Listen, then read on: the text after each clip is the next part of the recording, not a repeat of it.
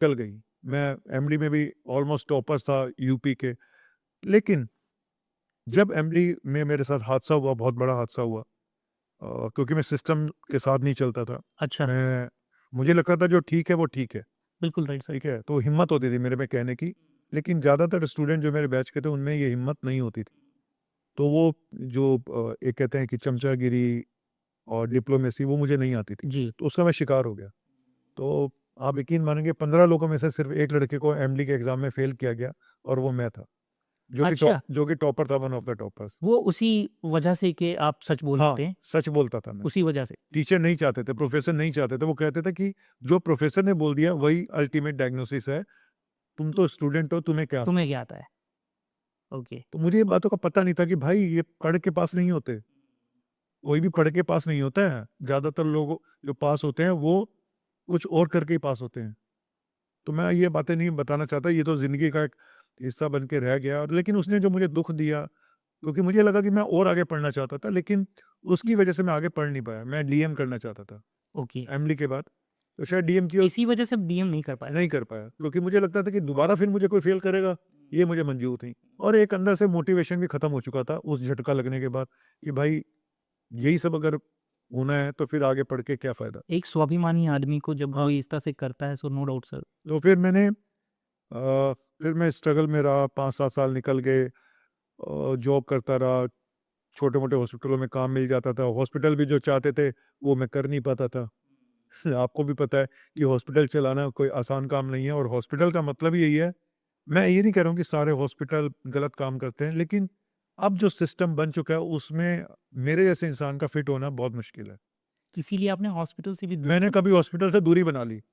मैं सिर्फ़ किसी भी हॉस्पिटल में मैं नहीं जाता हूँ, क्योंकि वो मुझे भी पेशेंट देके राज़ी नहीं है। तो सर हॉस्पिटल उनको पता ही है हमें कोई बिज़नेस तो देगा नहीं, ये तो पेशेंट को पहले ही दिन छुट्टी कर देगा, तो उसका कोई फ़ायदा नहीं होता। तो मुझे लगा नवनीत, तू अपना ही काम कर, इनके चक्कर में मत पड़, जो भगवान ने लिखा वो होगा। वो होगा। लेकिन ये 2018 की बात है, जब मैं बहुत थक चुका था इन सब चीज़ों से। फाइनेंशियल कंडीशन सुधर रही थी, लेकिन वैसी नहीं जैसे कि होनी चाहिए थी। जी, और मैं डिप्रेशन का जो मेरा पोर्स पार्ट था वो भी कोई बहुत अच्छा नहीं था। मैं वो भी वही साथ-साथ में वो चलिए भी सर। साथ-साथ चल रहा था। क्योंकि लाइफ में जब आप जो चाहते हो वो नहीं मिलता ना, और वो भी ज़िंदगी में इतने बेस्ट कॉलेज से एमडी करने के बाद, इतने 20 साल का एक्सपीरियंस होने के बाद भी अगर आप हैंड टू माउथ हो, जी, सिर्फ़ एक घर बना के वो भी छोटा-सा, आपको लगता है कि यार क्या मैं इसके लिए पैदा हुआ था? लेकिन बिल्कुल। ईमानदारी ऐसी है कि वो आपका पीछा नहीं छोड़ती। वो कहती है भाई नहीं, करना तो तूने ऐसे ही है। तो 2018 में मुझे बैठे-बैठे एक दिन ख़्याल आया कि कुछ नया करता हूँ। जी, अपने मन को डाइ डाइवर्ट करने के, डाइवर्ट कर अपनी एनर्जी को चैनलाइज़ करने के लिए, जो मैं दुखी था। तो मैंने क्लिनिक पे बैठे-बैठे और मैं आपको एक पहले बता दूँ, मैंने एक छोटा-सा हॉस्पिटल भी खोला था अपना। अच्छा, तो लेकिन क्योंकि मैं वो काम नहीं कर पाया तो मैंने वो भी बंद कर दिया। ओके। तो मुझे लगता था कि मैं ये सब काम नहीं कर सकता हूँ, हुँ, तो ये उतना स्ट्रेस मैं झेल नहीं पा रहा था, हुँ, तो मैंने वो भी बंद कर दिया। तो मैंने कहा यार अब क्या करूँ मैं? तो मैंने एक दिन बैठ के एक वीडियो बनाया अच्छा, यूट्यूब पे, ये यूट्यूब के लिए। यूट्यूब के लिए। तो वो वीडियो मैंने डाला नहीं यूट्यूब पे, मैंने चैनल बना लिया था।